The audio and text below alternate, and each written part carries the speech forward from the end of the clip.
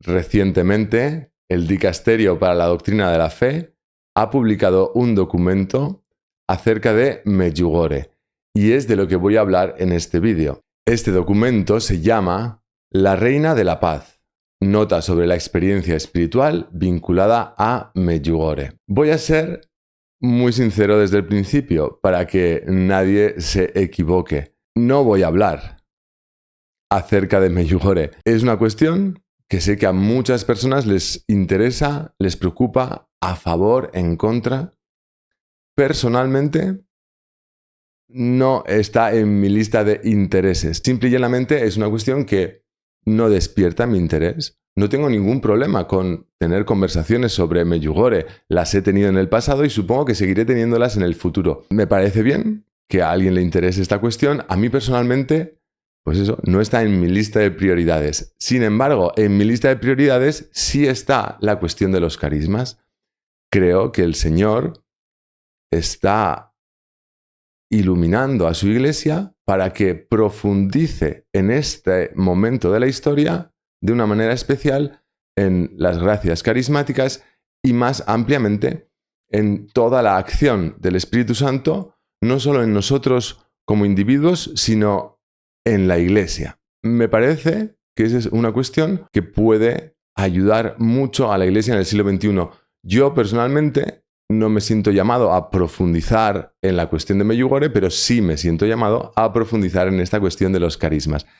Y en este documento, en los dos primeros párrafos, el primero lo veis ahí y el segundo lo veremos después, hay 3 ideas que me interesa mucho resaltar acerca de los carismas.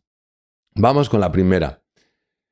En ese primer párrafo dice, hay que recordar que cuando se reconoce una acción del Espíritu Santo para el bien del pueblo de Dios en medio de una experiencia espiritual desde sus orígenes hasta nuestros días, los dones carismáticos, gracia gratis date, que puedan estar vinculados a ella, no exigen necesariamente y continúa. De esta frase o fragmento de una frase me interesan 3 elementos. Habla de una acción del Espíritu Santo para el bien del pueblo de Dios, habla de los dones carismáticos y la gracia gratis date. Esto a muchos les puede parecer una tontería, pero me parece fundamental. Para profundizar en la comprensión de los carismas, es importante entender esta cuestión terminológica. Cuando hablamos de gracia gratis date, por ejemplo, cuando estudiamos a Santo Tomás, ¿de qué estamos hablando? De los dones carismáticos o carismas. Y cuando hablamos de gracia gratis date o dones carismáticos, ¿de qué estamos hablando? Estamos hablando de una acción del Espíritu Santo para el bien del pueblo de Dios. Gracias que una persona recibe con independencia de su santidad para el servicio de otros. Esta claridad terminológica y conceptual me parece que es fundamental para que podamos avanzar en la comprensión de los carismas y la acción del Espíritu Santo en su iglesia. Y no es tan evidente. Yo dediqué 1 o 2 vídeos a aclarar esto porque no está tan claro. Hay muchas personas, sacerdotes, religiosos, laicos, que han recibido una buenísima formación, pero nunca han unido o nunca se les ha enseñado cómo unidos estos conceptos. Esta claridad conceptual que vemos en este documento del Dicasterio para la Doctrina de la Fe de 2024, no la hemos tenido todos siempre a lo largo de los últimos años. Y por eso me parece que aunque es una cuestión muy sencilla, terminológica, aclararnos sobre cómo usar las palabras, me parece que es clave, es fundamental para poder avanzar. La gracia gratis date son los carismas, los dones carismáticos o gracias carismáticas. ¿Y qué son? Una acción del Espíritu Santo para el bien del pueblo de Dios. Cualquier acción del Espíritu Santo para el bien del pueblo de Dios es un don carismático o gracia gratis date. Bien sencillo, pero que me alegra muchísimo. Me parece que es importante y es un paso más en este desarrollo homogéneo del dogma, en este desarrollo en la profundización y en la mejor comprensión de los carismas. Creo que este documento ha hecho un gran favor a ese desarrollo. Antes de continuar, un recordatorio, recemos unos por otros. Yo me he comprometido desde hace tiempo a rezar por todas las personas que ven estos vídeos y os pido a vosotros que también recéis por mí, que mucha falta me hace. Si queréis colaborar conmigo, también podéis darle like a este vídeo si os parece interesante, podéis compartirlo con otras personas, podéis suscribiros al canal y darle a la campanita para estar enterados de las novedades que se van publicando. Continúo con una segunda idea presente en este documento sobre la que recientemente he discutido varias veces. En este primer párrafo se afirma: las conclusiones de esta nota no implican un juicio sobre la vida moral de los presuntos videntes. Y un poco más adelante dice: los dones carismáticos, gracia gratis date, no exigen necesariamente la perfección moral de las personas implicadas para poder actuar. Enorme. Los dones carismáticos no exigen la perfección moral para poder actuar. Los dones carismáticos no exigen perfección moral para poder actuar. Hace poco publiqué un vídeo criticando unas afirmaciones del padre Javier Olivera Rabasi que decían lo contrario. Y dije, no, eso no es lo que ha enseñado la Iglesia, esa no es la verdad. Está extendida esa idea de que en general todo lo que sea como llamativo y extraordinario, llámale como quieras, ¿no? Cosas especiales, gracias especiales, emocionantes, ¿no? Tienen que estar relacionadas con la santidad. Esa idea está ahí un poco. Y si una persona no es muy santa, no puede ser que reciba gracias de estas así como más llamativas, extraordinarias, especiales. En este documento se afirma muy rotundamente: los dones carismáticos no exigen perfección moral para poder actuar. Yo no tengo nada en contra del padre Javier Olivera Rabasi. Aprovecho para hacer esta aclaración. No tengo nada en contra, pero en esas afirmaciones suyas acerca de carismas no estoy de acuerdo, pero no por una cuestión personal, sino por una cuestión de estudio objetiva de, bueno, qué es lo que enseña la Iglesia. Y no pasa nada, no considero que sea un error gravísimo por el cual merece ser condenado, apartado del ministerio, ni nada por el estilo. Ocurre que poco después de haber hecho yo ese vídeo sobre el padre Javier Olivera Rabasi, pues hubo una nota de un obispo que venía a expulsar de su diócesis, ¿no? Había estado residiendo en una diócesis distinta de aquella en la cual estaba incardinado, y el obispo de la segunda diócesis pues dice: no quiero tener a este sacerdote aquí. Y entonces pues ahí surgió polémica, y muchas personas a raíz de esa polémica vieron algunos vídeos míos corrigiendo estas afirmaciones del padre Javier Olivera Rabasi, y en parte supongo que por formación previa en la que piensan que toda gracia especial o emocionante tiene que estar vinculada a la santidad, y en parte por defender al padre Javier Olivera Rabasi, se empeñaban, ¿no?, en defender lo contrario de lo que enseña la Iglesia, y nos recuerda este documento del Dicasterio para la Doctrina de la Fe: los dones carismáticos no exigen perfección moral para poder actuar. Y esto es maravilloso, además, y lo explicaremos. Si Dios quiere, me detendré más a explicar esta cuestión y sus ramificaciones o sus implicaciones. Lo digo muy rápido, voy a decirlo muy rápido. Cuando uno ha recibido de Dios una responsabilidad, tienes que servir, cuidar, ayudar a estas personas de esta manera.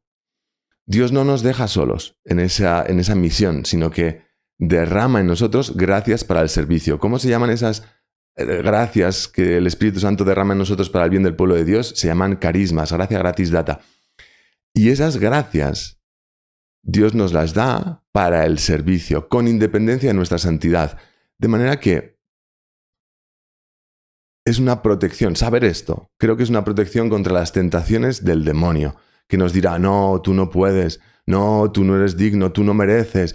¿Cómo vas tú a prestar este servicio si tú eres un desastre, si tú tienes este defecto, si tú no tienes suficiente de esto o de lo otro? Ante esas tentaciones del demonio, que quiere siempre hacer daño, y una de las maneras de hacer daño es eso, pues impedir que sirvamos, que nos ayudemos, que nos volquemos en el servicio a otros. Precisamente contra esas tentaciones creo que es muy importante esta doctrina clara. ¿sabes? El Señor está derramando en mí gracias para cumplir con este ministerio, para cumplir con este servicio, con esta responsabilidad. Aunque yo sea un pobre miserable. Y lo soy, yo soy un borrico. Pero ese borrico, a través de sus carismas, está habilitada para cumplir la función que Dios le ha designado. Adelante. No detenernos nunca. Adelante. Con confianza en que Dios actúa a través de nosotros, aunque nosotros seamos unos miserables. Por supuesto, cuanto más crezcamos en santidad, más fácilmente y de maneras mucho más hermosas podrá Dios actuar a través de nosotros. Por supuestísimo. Pero nuestra miseria, nuestro pecado, nuestra debilidad, nuestras limitaciones, nuestras heridas, no son un obstáculo para la gracia. No lo son. Y no lo son para el servicio, que está sostenido por esa gracia que llamamos carismática. Bueno, eso, que es una cuestión que me parece que es muy importante y tiene ramificaciones e implicaciones que pueden ayudarnos mucho en nuestra vida cotidiana. Es lo que muchas veces, por cierto, por si a alguien le engancha en la cabeza, es lo que muchas veces se ha llamado gracia de Estado. Cuentas con la gracia de Estado para cumplir con las obligaciones de tu Estado. Pues eso. Y es una doctrina muy sana y muy sanadora.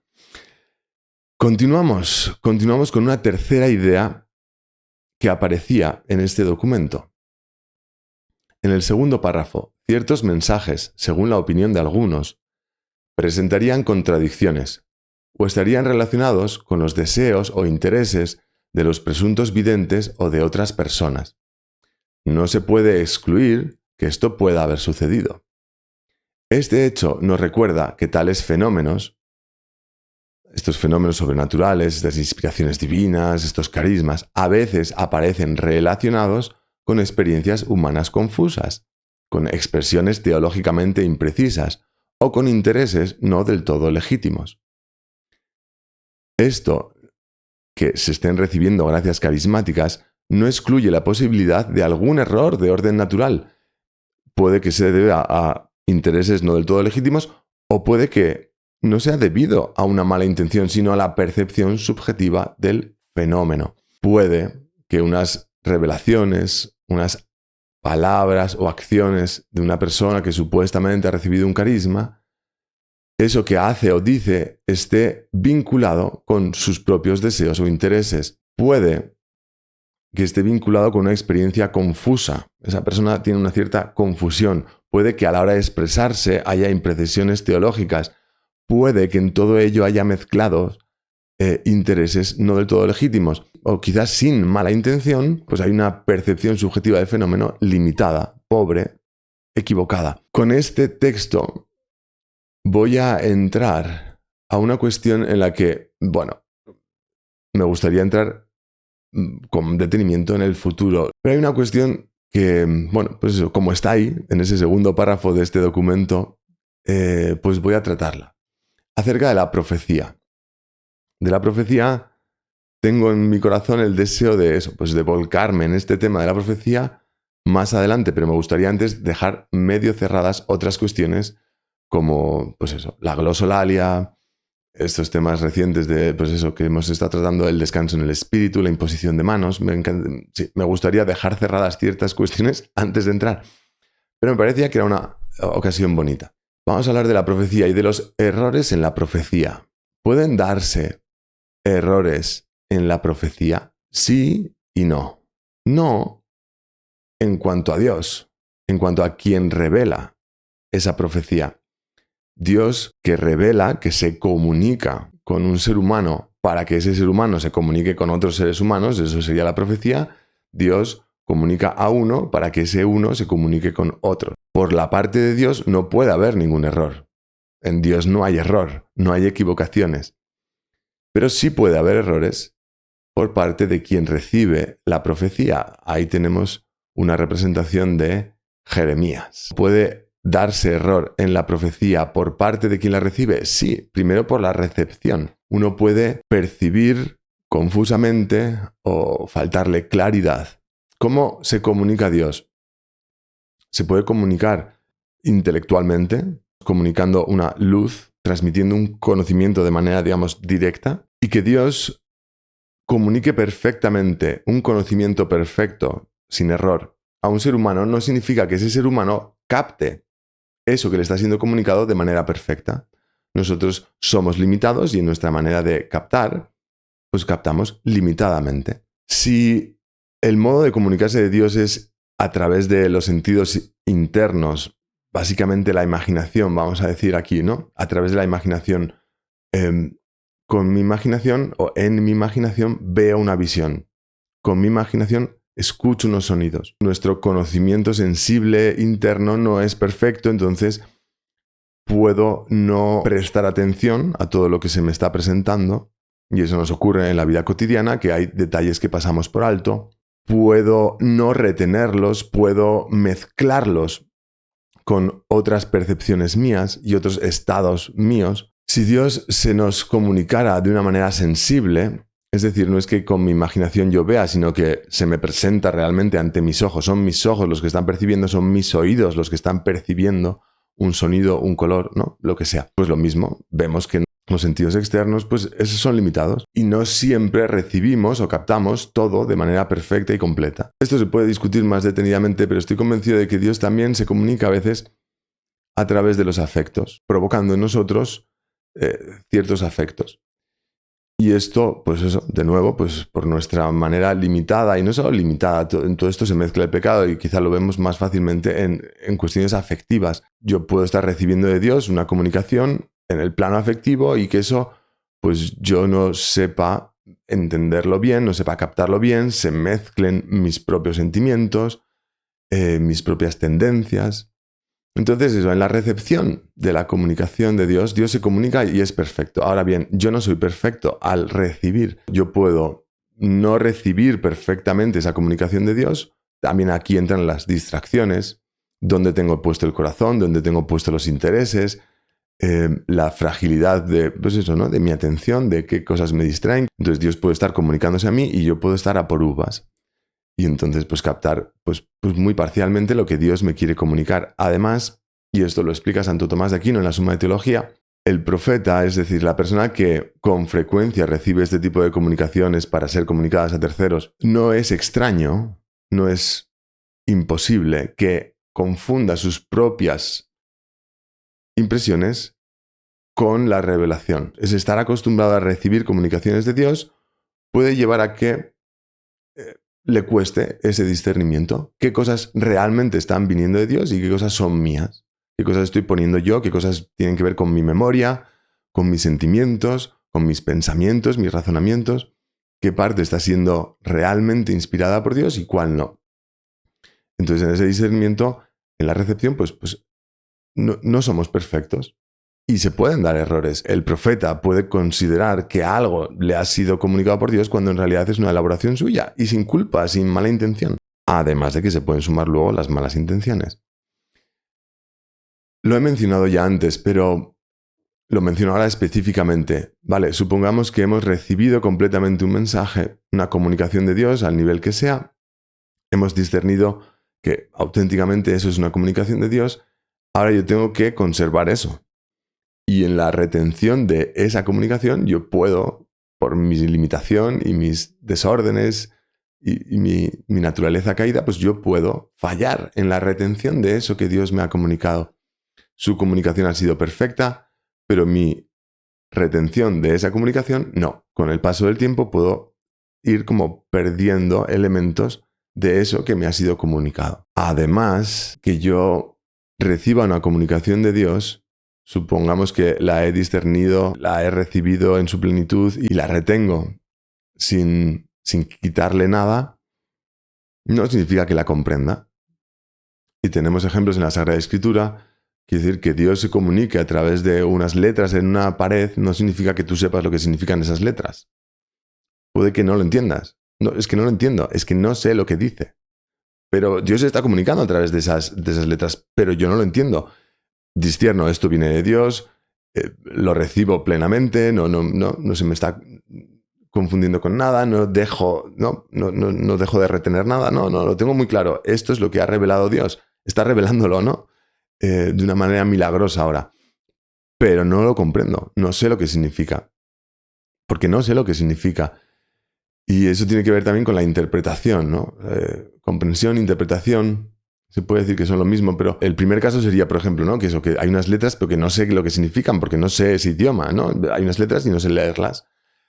Pero puede que sepas leerlas y aún así no sepas lo que significa. Y ahí, pues eso, venía también el ejemplo de los sueños. Alguien puede recibir una comunicación de Dios a través de un sueño, que estaría en el plano imaginativo, y puede que lo discierna perfectamente, lo reciba perfectamente, lo retenga, comprenda todo lo que se dice y se hace ahí, pero no sepa qué quiere decir Dios con ese sueño. No necesariamente el haber recibido esa comunicación de Dios significa que sé cuál es la interpretación. Entonces, a la hora de interpretar o a la hora de comprender, yo puedo poner de mi parte, puedo añadir comprensión e interpretación que no es de Dios, puedo no alcanzar la comprensión e interpretación que sí es de Dios. Has recibido una auténtica comunicación, pero no estás sabiendo interpretarla, o la interpretas mal, y ahí puede haber errores, y es súper lógico y explicable, y no, esta es la realidad, es la realidad. Puede haber error por todas estas vías en la profecía. No es culpa de Dios. Dios es maravilloso, perfecto, sus comunicaciones son maravillosas, perfectas, verdaderas, completas. No sé cómo decir, no, por parte de Dios no falta nada. Pero Dios, y sabía que esto iba a pasar cuando decidió jugar a este juego, Dios sabía que nosotros no somos perfectos y no recibimos, no discernimos de manera perfecta, no retenemos de manera perfecta, no comprendemos ni interpretamos de manera perfecta. Y hay un último paso en el que podemos encontrarnos con errores, que es la cuestión de la aplicación. ¿Qué hago ahora con esta comunicación? Vale, muy bien, se me ha revelado, he recibido completamente, he discernido rectamente lo que es de Dios y lo que no es de Dios, lo retengo, lo comprendo, lo interpreto, conozco su interpretación, lo tengo todo súper claro. Pero ahora, ¿qué hago con esto?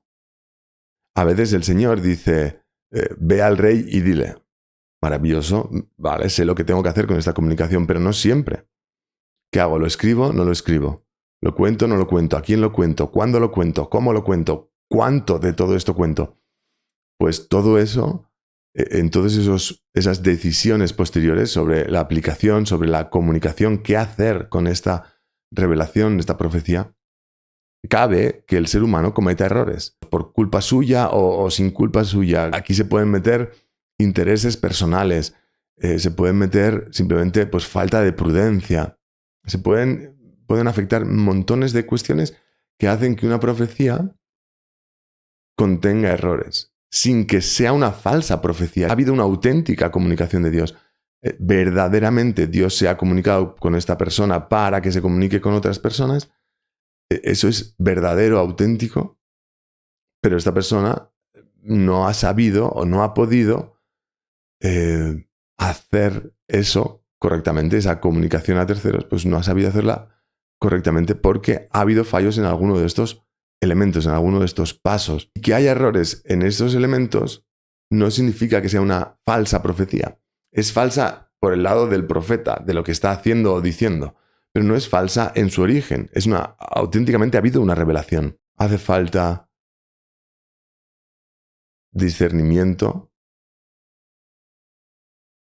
Que haya habido una auténtica comunicación no significa que todo lo que el profeta vaya a decir sea profecía, sea lo que Dios quería comunicar. Y entonces hace falta mucho discernimiento por parte de los que escuchan, especialmente por los que tienen autoridad y responsabilidad, los pastores.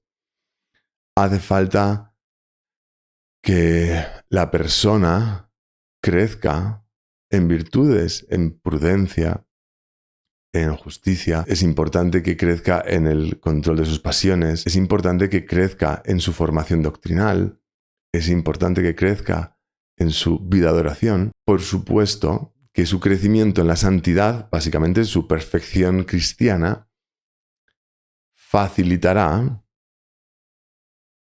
que cumpla bien con la misión que le ha sido encomendada, que es comunicar a terceros. Pero puede recibir esas comunicaciones y esa misión sin estar perfectamente equipado para ello. Y aunque estuviera perfectamente equipado, podría cometer errores. Se cuenta, un día lo investigamos con más profundidad, que San Vicente Ferrer recibía comunicaciones de Dios para los demás, entre otras cosas.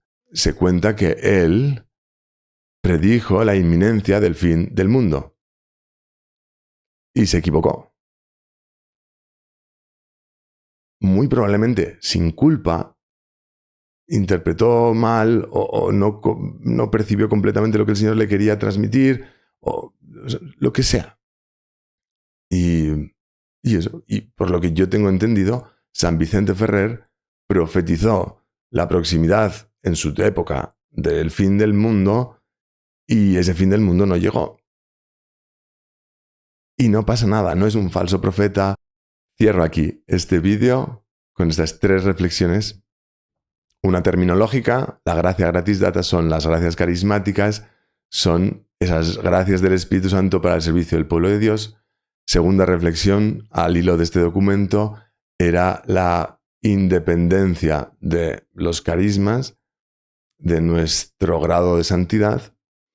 Y esta tercera reflexión sobre la profecía y posibles errores en la profecía. Cuestiones sobre las que ojalá que podamos avanzar mucho más. Si veis que hay algo que he dicho que no cuadra, que no es ajustado, que creéis que es un error o que debería ser matizado, pues decidlo en los comentarios. Estaré encantado de reflexionar con vosotros y profundizar en estas cuestiones. Gloria al Padre, al Hijo y al Espíritu Santo.